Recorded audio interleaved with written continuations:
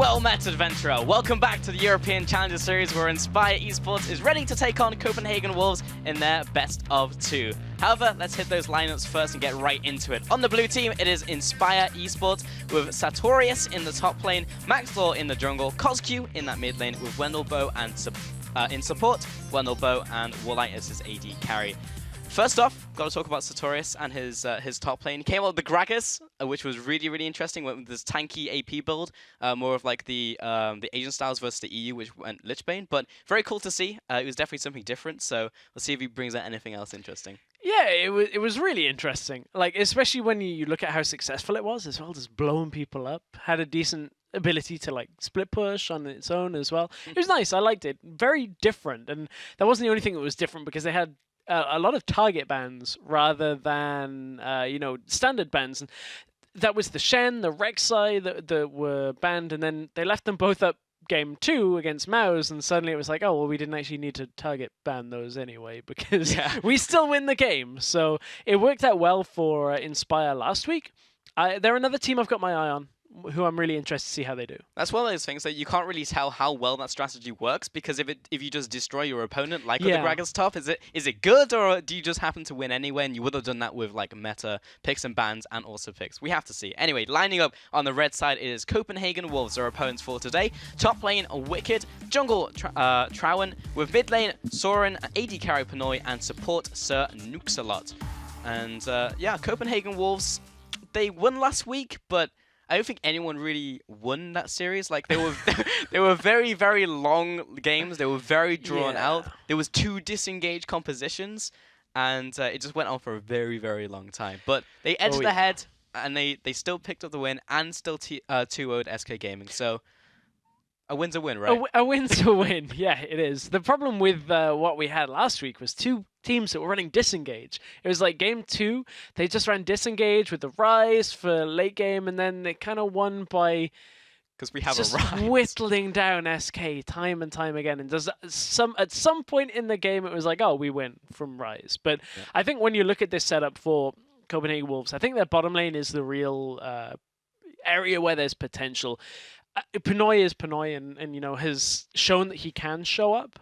He's maybe not the most consistent for the entirety of a split, but he's pretty strong. And Nuxalot with his pillar work on Trundle looked fairly good last week as well. So I'm really looking forward to seeing how that goes. I want to see other supports as well by Nuxalot. I feel like if he's good on Trundle, he might be good as like a Thresh player or someone who can make big plays, like Masterwork we saw as well. Yeah, for sure. And there's a lot of interest in this game. And one thing we actually want to do a little bit more often now is we've been speaking to some of the LCS pros about how exactly they think these games are going to go from Challenger Series. I know this week we actually spoke to Kasing. And Kasing from Vitality, of course, said, I think it will be a close game, and it will probably be decided between the 2v2 matchup between top and jungle. Maxlaw is a pretty good jungler who has proven to be quite a smart jungler, so I think he'll provide more pressure overall than Troven, and I think Inspire will take the series 2-0. Wise words, perhaps. Perhaps. We'll have to see. Maybe we should keep like a scorecard, like somewhere up here, like, on Top Gear where they had the prediction or the lap board. We should do a prediction board. It could like work, Kasing's face down here with like a leaderboard of how many predictions they get right. Yeah. I think that might be quite cool. But 2-0 though. Yeah, 2-0 is says a lot. I mean, Huma just won 2-0. We've only had 2-0 results. Yeah. Well, very true. It's, going along with that trend. Well, we'll see. Something's in the water. It's only 2-0s. The very first step is Champion Select, though, so let's take a look at this one. First step's getting into lobby polls. That is true, but then after that, it is Champion Select. Okay, so just double check. Okay. We don't actually see the lobby, though, so... Well, some of us. Sometimes funny things happen in the lobby, sometimes others don't. Oh, Kalista is the first ban, so no first picks this game. Malphite will be the next ban, actually, up against Wicked. Used to be a prominent Irelia Malphite player, so taking that away from him. Gangplank is the first ban, followed by Fiora, and she aims at Sartorius in the top lane. Inspire once again going for target bans rather than straight up bans. Flat out meta ban. Kalista is a fairly meta ban. Haven't seen it as much as we used to when it comes to being banned away, but certainly the Malphite, you would not expect to see that banned away.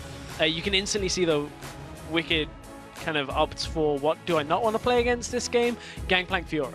Get him out of there. Don't want to play against it. That's not a good thing for Wicked to have in the lane against him.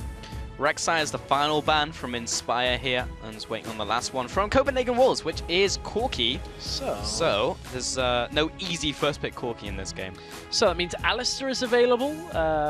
You know, Poppy, if people really wanted it, is available.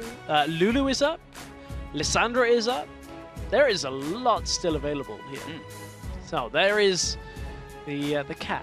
Yeah. Well, Sartorius, he played AP Gragas. No, go. So it's not too far away. Stop it. From AP Cow. Stop. I just want them to nerf that all the way through the floor, so you're never going to see it. Still quick lock-in of Lulu, though. Yeah. Well, it was left open, and you might as well take it on your first rotation.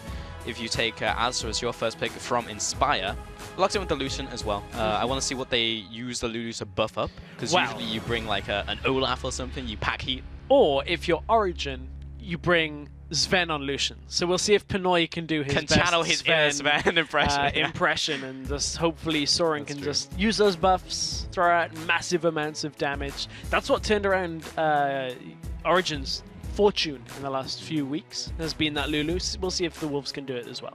You have to have a lot of faith in your AD carry to do something like that, though, because Lucian, he's kind of like flat all the way through the game. Like, he's constantly good at each stage versus like some AD carries who peak at a certain point, you know? And I think that it's now a little worrying seeing what Inspire have locked in on the other side. Is they've locked in Graves, which is obviously a very solid jungler, and now an Ezreal, which I assume is going AD carry. There is the possibility for it to be mid lane, but I highly doubt that. Problem with Ezreal is Ezreal needs time to get that tier stacked up, get the Iceborne Gauntlet as well. I just wonder whether the Lucian-Lulu combination is going to hit their power spike roughly the same time as the Ezreal. Yeah. I think it's about half an item to an item more in favor of the Ezreal to be slightly earlier on that 2 items, but still I think Copenhagen Wolves should have a bit more of the upper hand against this Ezreal. Perhaps. We'll see what they build around it as well, because they do have a bit of engage from the Alistar to get on top of the Lucian. They still need some burst to take down the Lucian, because Graves, unless he can get in range, which is one of the difficulties as Graves, then he won't be able to get his burst off, and then Ezreal as well will be very far back. So I'd like to see something here that could like pop the opponent, like Alistar in the top lane.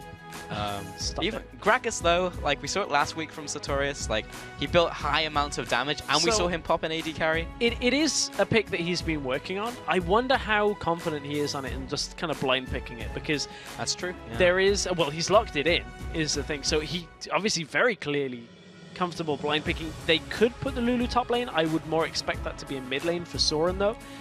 General trend is we've seen Lulu going mid. Yep. Now with the Gragas going for the top lane, I actually don't know. That's a lane matchup that if Gragas is building full AP, I think is not too bad for Lulu to be in for the majority of that. I think so too. I mean, it's range versus melee, like. It's range versus melee, and a lot of his damage comes from the body slam and setting up the barrel, which you can't really do against Lulu, who stays so far back. Will polymorph you as you go in, and also with the minions in the way, is very difficult.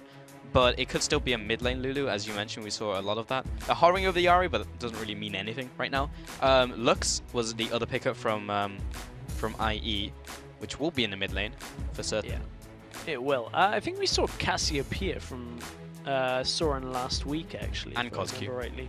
And Cosq. Did they both play it? I think so. It's a Cosq champion. It's also a Soren champion. It's like his most played. Yeah, out of the LCS I'll look as well. into that as we get in there. But it is the Ahri that gets locked in for Soren, and that rounds out this composition. It's, you know, a fair kind of amount of catch on Copenhagen Wolves. You got the Charm, you got the Cocoon coming from Elise, so couple that with the Pillar. Fairly difficult for the Wolves to get somebody all the way... for Inspire to get all the way through the Wolves to get to the Lucian. And then again, on the same side for Inspire, they have Gragas for the disengage that they had last week. They've now got Alistar that can engage and protect as well. There is a fair amount of disengage and catch potential on both teams. The peel is nice, the poke is nice, and you have wave clear as well from the Graves jungle. So it's very clear, like, that type of setup. Going to be looking less at the team fights and try and skirt around the fact that you're buffing up a Lucian. So maybe they can get around the pretty solid team fight from Copenhagen Wolves. Elise in the early game, mentioned it in game 1, slight nerfs, but it's only 5 movement speed from spider form and human form, and a bit of damage shaved off volatile spiderling. So it's not massive, it's just a small hit. Yeah, the real thing on that is not only is it the early clear, Volatile Spiderling was like a minor wave clear tool. It's like Volatile Spiderling plus an 80 carry tended to be enough to clear a wave, but now not so much the case. Still does a fair amount, though.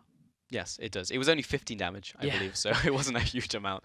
It just kind of hurts her early trading power, especially against a Graves. That can actually play into it, but make sure you jump on Twitter and get involved in that discussion. Hashtag IEWin and hashtag Copenhagen Wolves win. That's Inspire win, not Infinity Edge win.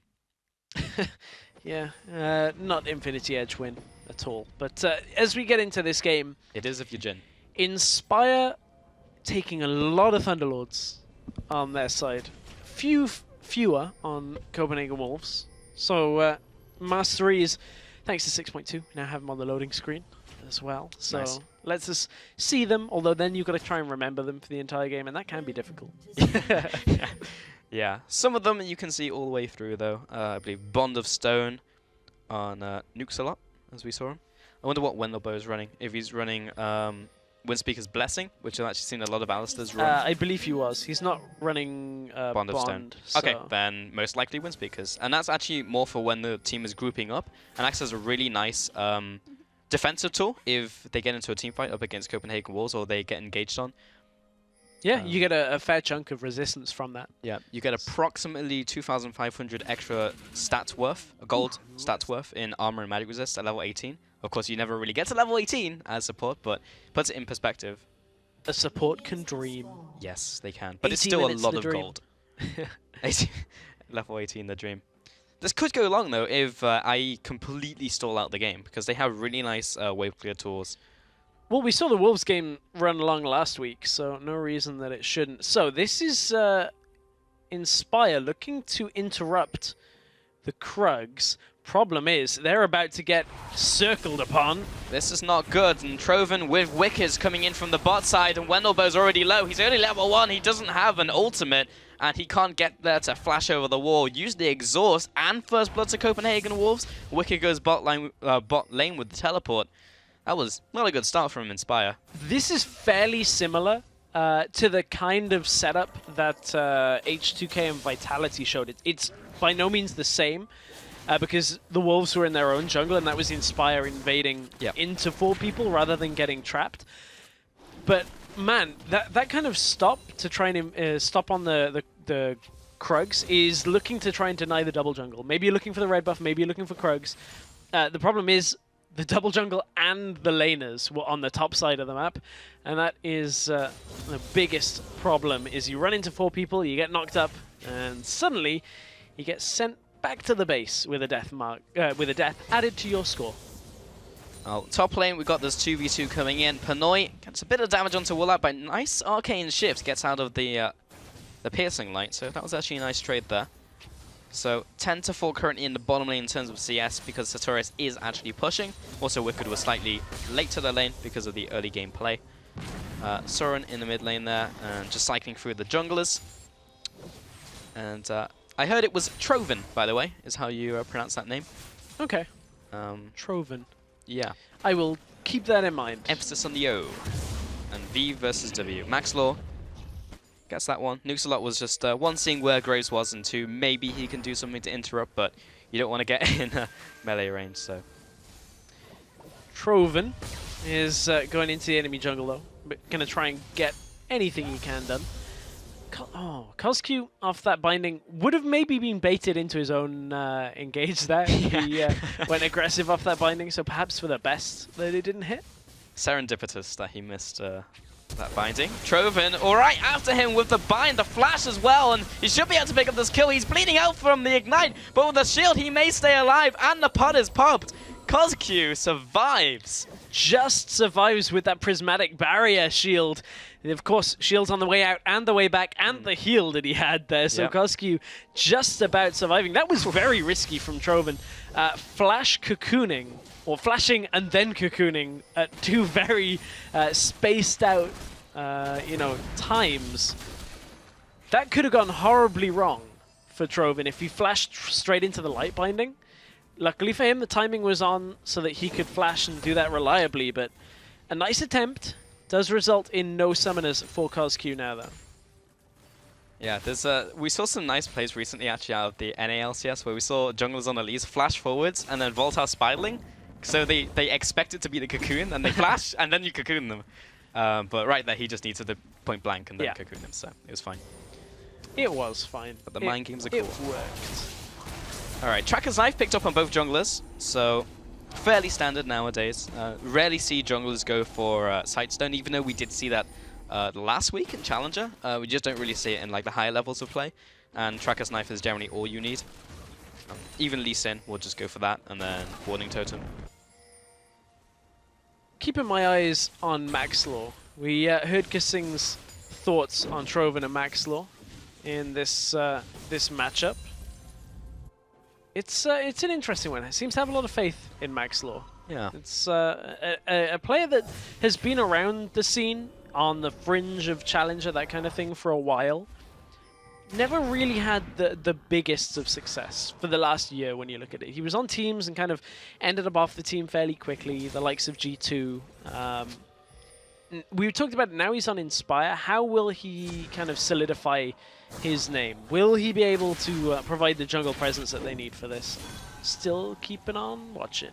He was always a good jungler like in the UK scene as well, but it was very much a big fish, small bowl type scenario with Maxlaw, so now he's in the ocean. How will he cope? Let's hope he doesn't drown. Yes. Don't know how well Graves can swim, so... is he running the pool party skin? I don't think he is. I don't think so. No, maybe less amphibious this game. He's running Mafia Graves right now. I don't think... With the least shotgun-like shotgun in the world. Like, the Tommy gun is not the best representation. Although that would make Graves a little OP if the skin changed the reload function. Yes, it would. Taxi service did not work out for Wenderbo. Got fined there. And they'll go for that trade. Troven is in the top lane. Sorry, right, I'm just thinking of other Graves skins. Like, you can only reload pool party Graves if you're in River, because you've got to like dunk it. Suck up the water. Go for the fight. The most useless Graves skin in the world. Well, maybe. It would be funny though.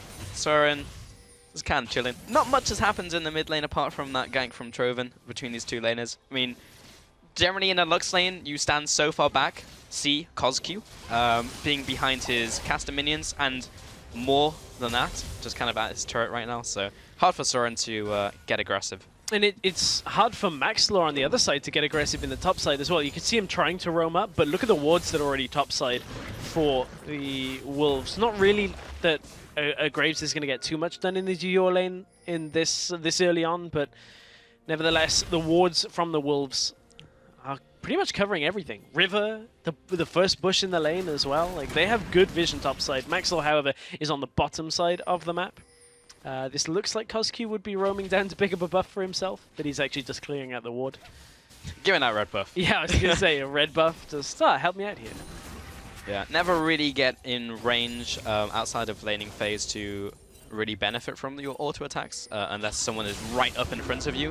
Likewise, that's why we don't see a lot of Lux players go for like Abyssal Scepter. You only really go for that when the ship is already sinking and you are going to get engaged upon, and it's like, well, I'm going to get hit. So. I think, if I remember rightly, Ica did that. He did, yes. The first time he played Lux in the LCS, and I was like, oh, that's admitting defeat right there. I mean, you do want to auto-attack as much as possible in your combo with Lux. Like, you want to be right on that sweet spot where you can kind of like Q auto, E auto, alt somebody. Maybe if the Q is still active, that's a fairly wide cooldown, so I think the Q would already be gone at that point. But nevertheless, you just want to get that cooldown on rotation, get the extra proc of damage time and time again off the light passive. Well, preferably you have enough damage to pop them with your combo with light binding, the E, and then ultimate procs the passive anyway. Yeah, exactly. Yeah, you don't need the extra auto.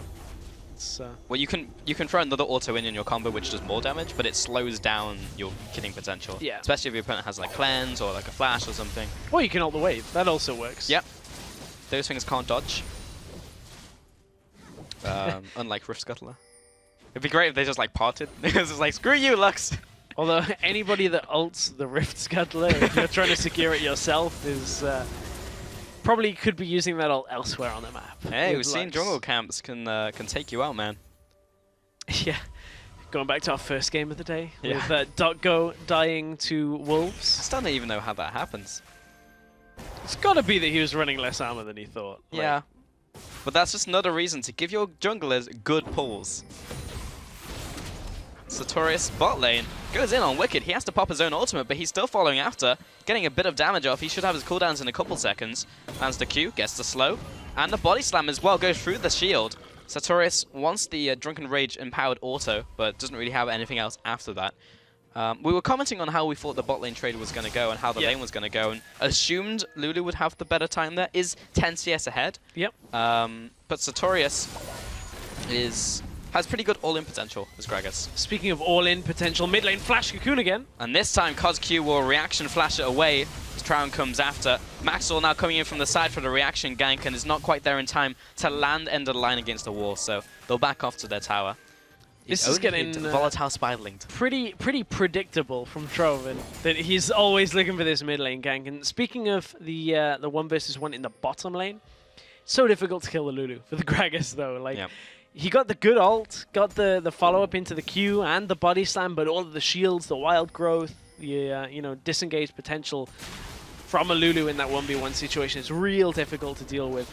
Interestingly enough, as we see Maxwell go into jungle, interestingly, we're seeing Wicked going for the Frost Queen's claim, despite it being nerfed, rather than anything like the Athenes for extra magic resist or the Morellos for you know, the damage, the cooldown, the cheapness. Yeah, and the cheapness. So opting for the active. Interesting. I haven't had the time to work out how now like the efficiency is of that double knockup. Do they really have the damage though? Because there's no more CC to keep them in place. Nukeslot has disengage once again on Trundle. Yeah, I mean, against this composition, where they have like heavy poke and they want to try and engage on top of them, it makes sense to try and get in range. Yeah, that's true. And he goes for the Swifties as well, so it goes along the same kind of thought process. Yeah, so they're looking for that single target with the Charm, with the Cocoon. Yeah. Only problem with that is you look at the likes of Ezreal, the likes of Gragas, both have a little bit of extra maneuverability. Lux not so much, but she can just bind you if you're chasing. Wendelbo's just throwing out his Pulverize now. Just like, I'm gonna run up and Pulverize you and see if we can do anything. And it's not really working out. Because Sir Nukeslot is kind of just healing up. Yeah, he's kind of Trundle. So, gets the pillar onto the line. Score. He has the E though, so he's out of there. Ooh, However, teleport though, and Wendelbo's uses Headbutt. I think he also uses Pulverize as well, but just missed it. Wicked comes in without the teleport in from Sartorius and will knock Wicked into the team. He'll back away here. The disengage from his ultimate is a little too strong. Both the junglers will find each other. Maxwell gets the damage off the wall, and Troven will get out of there. Maxwell still has his ultimate though, so these low health targets in the top lane have to be very careful. There's a lot of long range ability. Soren comes in, lands the charm onto CosQ. He'll get bumped into the team. And now the re-engage from Copenhagen Wolves, and they take down Lux. Wendelboy also drops low. That's a 2-for-1 so far. Maxwell has to flash away. Do Copenhagen Wolves have any more follow-up? The flash, the charm, the reaction flash from Warlight, he's out. He is out. So at the beginning of that engage, Wicked flashes forward to try and land the ult knockup and couldn't find it. In response, he's out of position, so Sartorius comes up, cleans things up a little bit with his ultimate to bring people into the fight. Nobody from Wolves died at the beginning of that fight, though, so made it pretty difficult to then keep going. CosQ fell fairly early on. That was just a bit of a messy fight from both sides when you look at it. Yeah, Very messy. So it looked like a good situation from Inspire where there's a lot of low health targets from Copenhagen Wolves. They should be able to poke them out, maybe take the tower from that. It was all down to that ultimate charm in from Soren, which really started the fight off and was the catalyst for them to pick up those 2 kills. So nice play by Soren. 1-0-0, gone for the Abyssal Scepter early on to this game. Sartorius building AP with CosQ AP as well, or stop him getting bursted. So going to have a replay of that initial setup. This is very early. Yeah, this is very early on before that fight. So at this point, we're just waiting on the T-piece to come through. So Wicked flashes as he arrives to look for the knock-up there with his ultimate. Decides against it because I think he could only hit Wendelbo there, and I think his thought process is it's not worth it to flash and ult. Problem is he'd already flashed at that point. Then used his ult a little bit later to keep the rest of his team alive. Then there's this kind of back and forth stalling point. There was the ult, just grazes past Sartorius. Manages to pick one off. And from there, it's just the back and forth. Pinoy drops very early on. And everybody from IE starts to get away from that fight. But it was a 1-for-2 overall in favor of the Wolves. I really like the follow-up from Sonux a lot. He was chunked low, but moves just in range so he can land the pillar so they can secure the kill on CosQ. Yeah. That was just really nice knowledge of how much damage he could take, his positioning compared to how much CC Inspire had already used. So just really nice self-awareness from Sonux a lot. Again on Trundle, we're only really seeing him play Trundle. I want to see him play something else because we need to see if he's like a well-rounded player because he is an exceptionally good solo queue player. Like we've seen this, we've talked about it, but if I see him on more champions, I can confirm that he's a good player. That's the real test, right? It is. I mean, he might be a one-trick Trundle support. I'm not sure. Maybe. Well, he's got time to prove it to us. Because you don't get to the top of Challenger by only playing Trundle. Well, some people do it by only playing Shaco, or Rengar. That's true.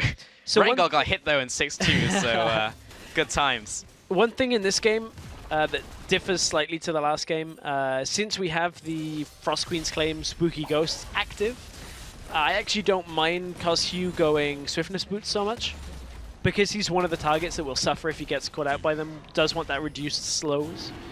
So it kind of makes sense in that situation. Will hit his cooldown reduction a bit, but does have 20% coming from that Morellonomicon as it is.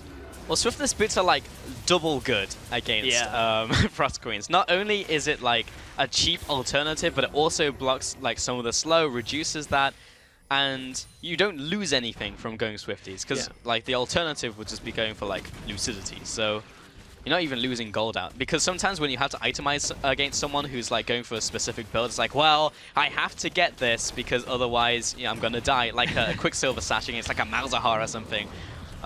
Like you have to get it. Like that's a lot of gold invested that you wouldn't have gotten normally. You would have gone for a bigger damage item. Whereas Swiftness Boots, it's all good, man. It's all gravy.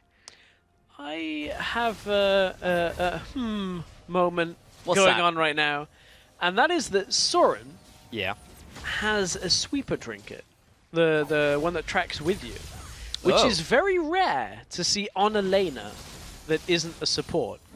Solo laners we've typically seen go blue trinket or go yellow trinket just to keep extra vision so that you don't end up losing a lot of vision for yourself. So what that tells you, with the fact that there's the Cocoon presence, there's the Ari Charm presence, they're looking to set up these small areas where Inspire have no vision control at all, and that's where Copenhagen Wolves are going to want to fight.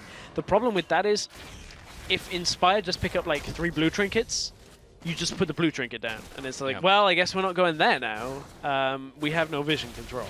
So it's a weird one. I'll see whether Soren swaps it out, but it's definitely a difference to what we've normally seen. Yeah, for sure. He's also Ari, so it's easy for him to be deeper in and then use his ultimate as a defensive tool. Because you wouldn't do it on like an immobile mid laner. Yeah. Nukes a lot. That's a lot of damage from Woolite actually. Even with the nerfs to Thunderlords doing a lot of damage. Pinoy trying his best to clear the wave, gets caught by the binding. But there is no follow-up really from Inspire. Ultimate goes bot lane.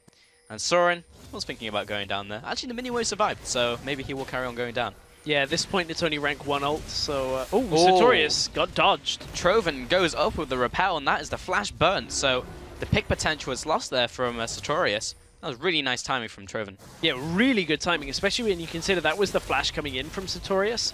And Troven didn't even use his. It was just an instinct repel. So good timing. Doesn't save the turret, unfortunately, for the Copenhagen Wolves. And Sartorius is going to save bottom tower. So a bit of a win across the map for Sartorius and the rest of Inspire. Not getting cross-mapped. Constant poke from Warlight is starting to gear up. You were talking about the item differential between Warlight getting big and the kind of Lucian-Lulu combination getting big. Warlight has already picked up his Iceborne Gauntlet, so he's ahead of the curve. He is ahead of the curve. Lucian-Lulu is still not there. It still needs the second and third items to be picked up, or at least the second items for Wicked and Pinoy to make it as strong as we've seen from Origin. Good combo out of the bush from Sartorius. Knocked him out of his own barrel, though. Yeah, so it was good to start. Yeah, started as a 10, then dropped to around a 6 out of 10 there. Well, Sartorius will carry on farming. Maxlaw, he's actually just walked into the bush in full range of the minions. So, I mean, Soren knows he's there. Unless he goes for the double mind game where he's like, I've recalled, but Soren then gets picked up now. He's gone back to base. So one thing I've noticed that Sartorius does a lot, which is the signs of a good Gragas player, is when you mask the barrel under the body slam. Because Gragas is fat, his model actually can block the animation of the barrel rolling out before the indicator appears.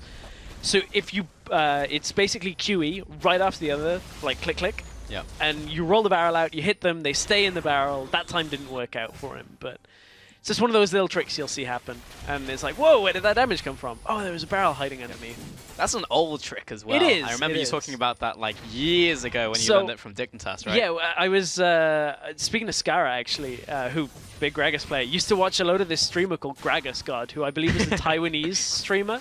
Yeah. All he played was Gragas, all day, every day. I mean, if you name yourself Gragas God, like know, you're not gonna pick up Yasuo one game and be like, well, I got bored. Well, it's just one of those situations where like seeing these little tricks is like the difference between players that just kind of play Gragas and players that play a lot of Gragas, like Sartorius. So. Really separates the good Gragases from the great Gragases for sure. Stress. There's a lot of nice small tricks, like specifically flash mechanics.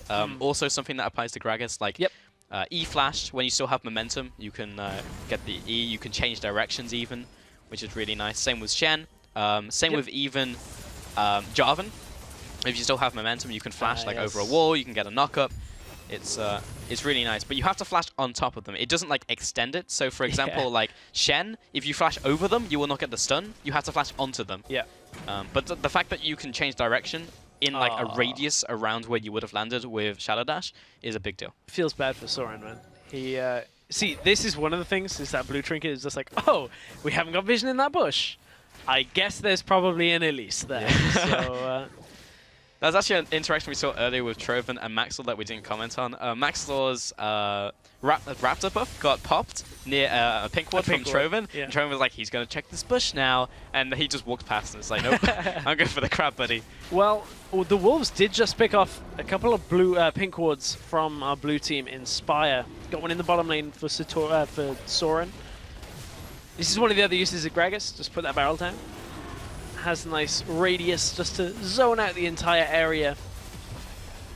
Mid lane is just about going to fall for the Wolves. Yeah, they're going to have to stay. They're out. It's good. That was a really nice reaction play from Copenhagen Wolves because they pushed the middle lane, they get the tower, they push the top lane as well, and Sartorius does not have his teleport, so he can't easily get back up there. So now Inspire, the onus is on them to make a play in the mid lane and try and take the tower, because otherwise they just lose something in the top lane for nothing. They have the small window where Wicked is now going back to base, but also has a teleport. So the window is closing. They may close on their hands. Soren, though. Well, that's a lot of damage already coming from that Ezreal. On Soren. He still has his summoners and his ultimate. The flash forward from Wendelbo does not get the knock-up. Pops his own ultimate, has to back away. The minion wave is gone, but that is a lot of poke in from the Siege team of Inspire.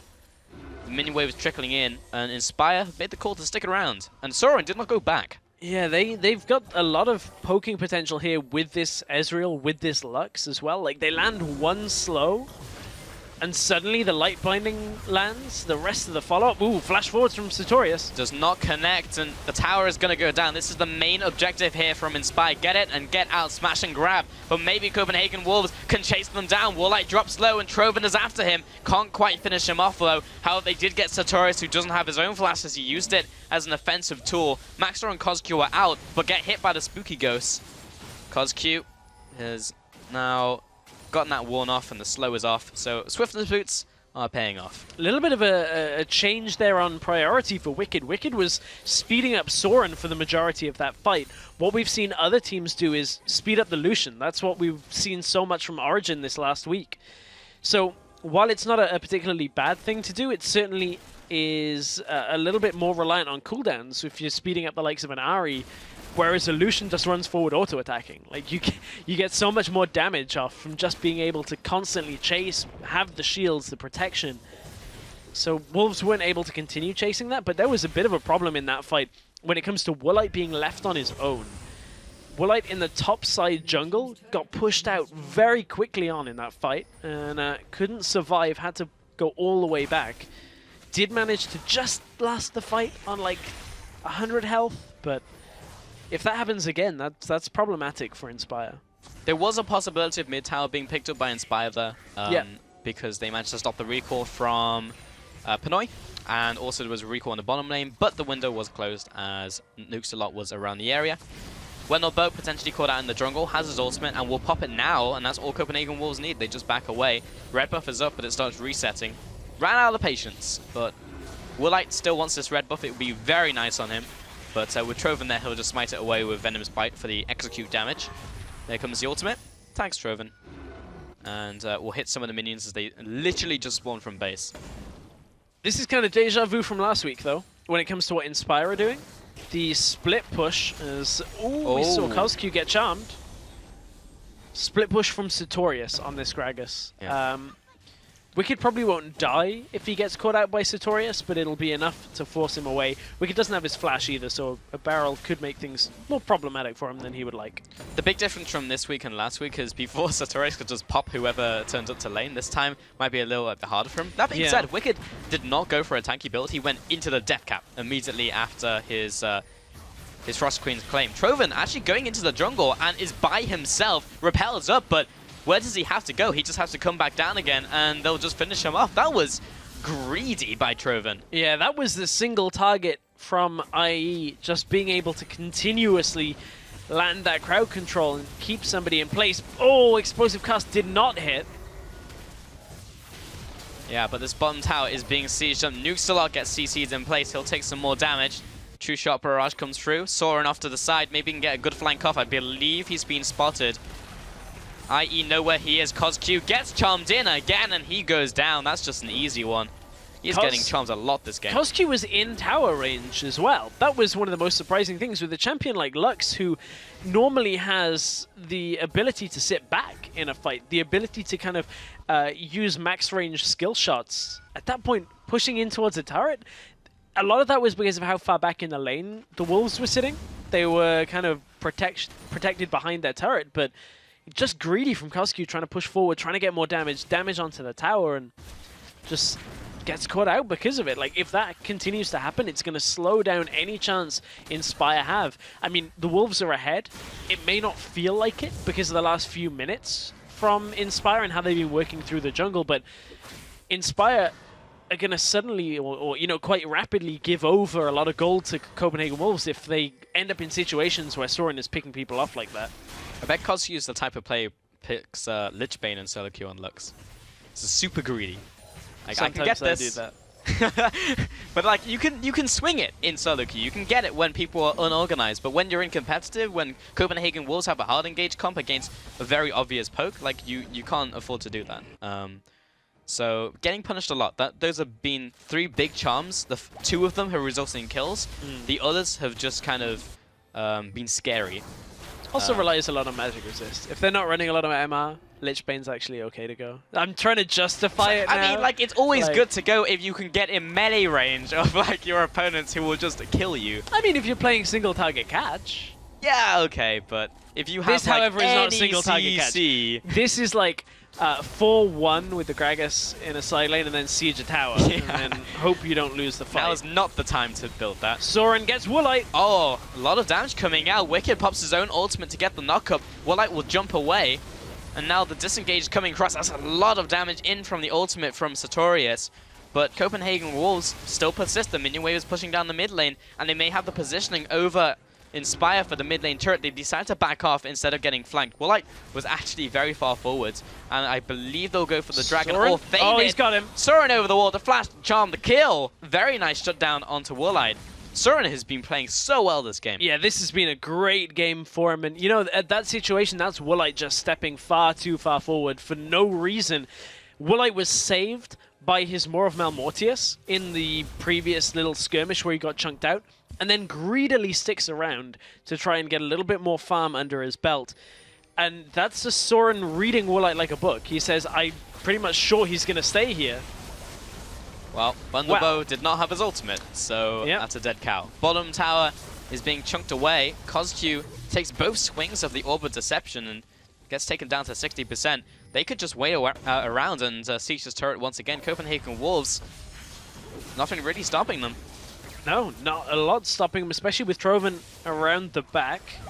And the teleport coming in from Wicked now. This will come in very, very quickly, but Troven goes down. He had the flash and he had the repel, but they get the turret as long as they can get out of here safely. Soren pops the ultimate to get away from IE. Ultimate comes across. Final spark was not enough damage to finish them off, but they got the tower, and even a tower for a kill is fine. I do wonder, though, whether Wolves could have got that tower without Troven going quite so ham under the turret and getting caught out. They didn't really read when Woolite was coming back, and it just kind of timed out fairly badly. Third dragon of the game, the second one for Inspire, going over to the team. So, for Inspire, looking at what their next move needs to be, it's very similar for kind of both teams right now, is no team has really opted for a lot of vision control over the Baron. They've actually been content for both teams to have a blue trinket sat in Baron for the last few minutes. Yeah. I think right now, if you're Inspire, one of your ways of kind of getting back in this game, or at least looking to kind of get back against Copenhagen Wolves, is just control a lot of that vision. It's difficult, however, against 3 sweepers. But sweeper trinkets, they'll find out, you know, the Sightstone wards fairly efficiently. And the fact that Inspire have 2 blue trinkets means that those wards are going to get caught out just by walking over them. So it is tough for Inspire to actually assume control of vision. And they really need vision control over Baron because they're a poke composition against Copenhagen Wolves, who are probably going to be the ones to start it. Yeah. A poke composition really flourishes around objectives they can poke their opponent down. And when they're all trapped in Baron pit, that's perfect. Yeah. But currently, there is no vision. There's some vision, but well, I mean, it's gone. So, the problem with only having 2 blue trinkets is now you've got to kind of space your blue trinkets out here. It's like, well, we used 1, let's not instantly use the second. So now there's this window for the Wolves where they can be doing Baron. There's the blue trinket that comes out, spots them on the Baron. Now Inspire are reacting to this. Sartorius just TP'd up, I believe. Baron's already gone. Yeah. Then he just took it. Usually you can't sneak Barons anymore because blue trinkets are a thing, but because they did it right after the first one was used, the other one wasn't ready. Yeah. So Copenhagen wants to suck it. It was ready. Like, Inspire had the second one up. Yeah. But the reason they didn't want to use it immediately is because then you know there's no chance of a sweeper coming around. So it's a lot easier to take that Baron. Also, Sartorius, even though he's still got his yellow trinket, it's not the end of the world in that scenario because he was never going to be close enough to use a blue trinket anyway. So that situation wasn't particularly different, but just Copenhagen Wolves, good ability to wait out the first one and then go exactly. For the Misworded from me. What I meant is you space it as you were mentioning, so that you have even spacing. It's a real tough situation. Place both of them at the same time. Yeah. But I mean, it's a real tough situation, right? Because it's a gamble on like how fast can they do Baron, when and like how many of people are around in vision already, And that's the gap between the blue trinket usage, right? Yeah. Is like, if they started immediately, I hope their Baron isn't super quick with like an Elise, an illusion that... I hope not.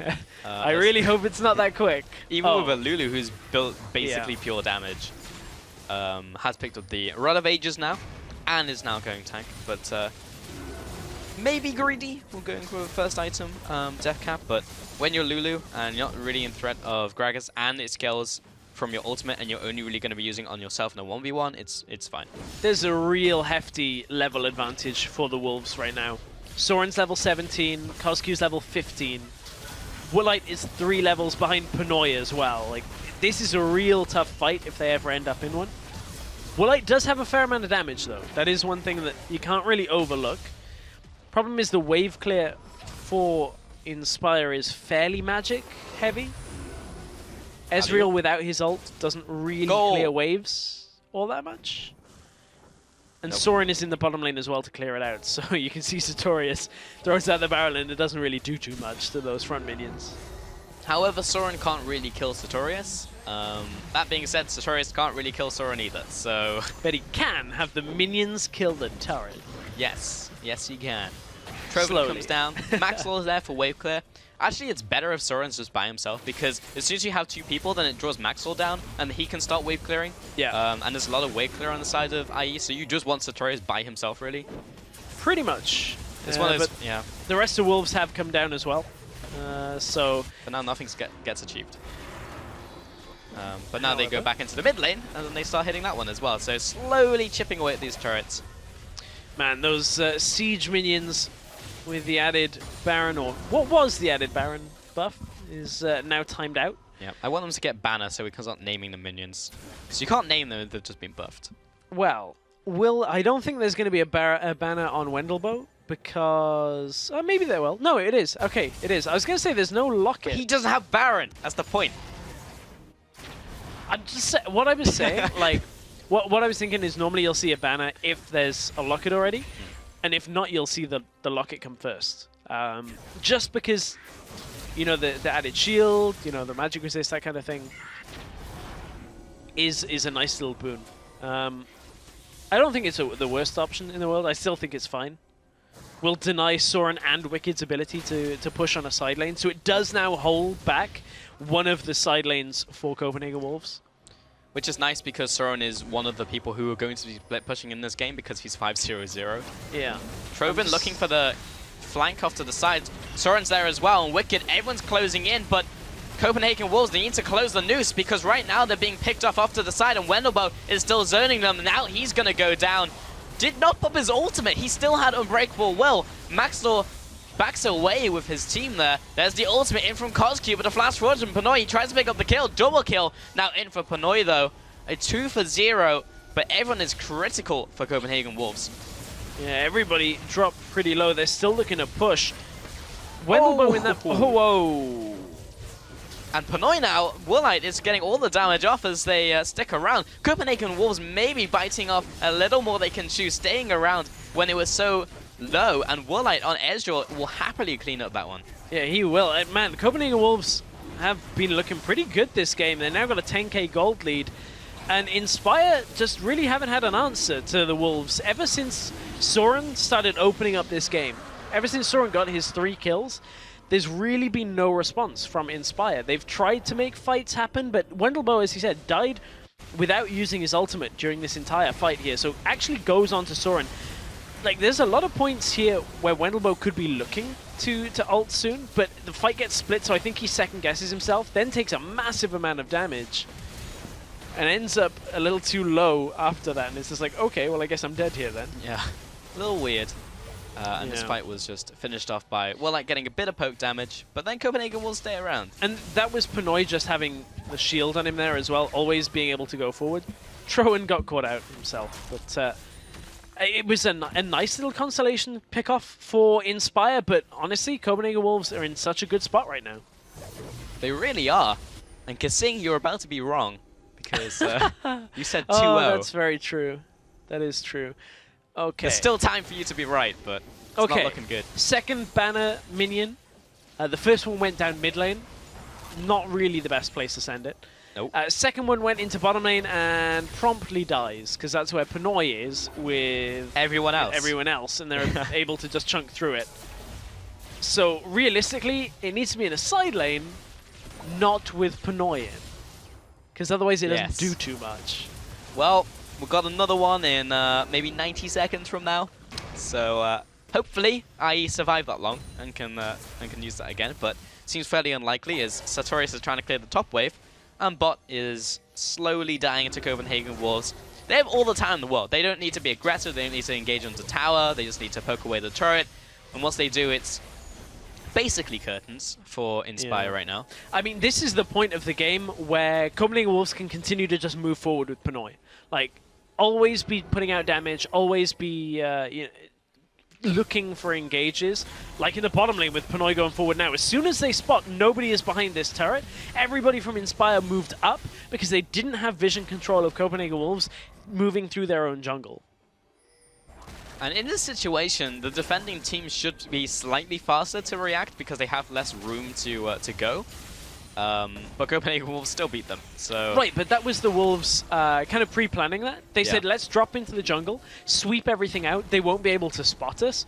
And as soon as we see them head towards mid lane, we rush in, get the Lulu on the Lucian, go in bot lane. And that's exactly what they did, and it works out very well. Again, we're in this situation around the Baron, where Inspire just don't have the vision. Copenhagen Wolves have started it up. Wendelboe just failed his Pulverize, and that's the Baron going over to Trovan, so there's no reason for Inspire to be here anymore. Sartorius goes down. Wendelboe going to beat the sacrificial cow. He goes out for the double kill for Pinoy. And CosQ is taking so much damage from the Lucian, though. The culling is used and jukes him away. Maybe he can get the kill. Stops the ultimate with the 1v2, the triple, the quadra kill in for Pinoy. Can he make it the Penta? He's going up against Woolite. Goes for the one-on-one. Woolite, he gets it! He shuts him down for the Penta kill. Holy Penta kill. Man, that was a sick play from Pinoy to get that 1v1 at the end. It looked like Woolite had it. The more of Marmortius procced, and it looked like he had enough to survive through, but Pinoy has gone completely ham to end this game. That was the most intense 1v1 for a pentakill I've ever seen, and that will also draw this game to a close. Copenhagen Wolves with the first win of this best of two. Oh, that was pretty sweet to see. I want to see that one again in slow motion, like 0.25 speed, because a lot happens in those couple seconds. Yeah, that whole sequence was everything from just cancelling the culling, making sure he can catch up, and then Woolite so Woolite didn't give him the pentakill in the sense that he just walks up. Woolite's like, if you want the pentakill, you're gonna have to come through me. Yeah. And Pinoy goes, all right, got ya. Yep. And then just however, props to Woolite for actually going for that, because he could just sat at base and be like, and deny the penta, but he actually went for the duel. He was just like, I will have this gentleman's 1v1 shootout saloon with you. The gatekeeper of the pentakill. And it was like no one else was gonna interact in that. It was a pure 1v1. So that's good to see. Dear. Respect to Woolite. Respect to Woolite. Yeah. Still I mean, he lost. He lost the duel, but like, I guess there's no shame in losing in that duel. Not in that way. Not in that way. If you brought like a friend along, and it's just like walking off to the side, it's like as soon as he starts losing, you cocoon him. Dear. But he wasn't playing Elise, so.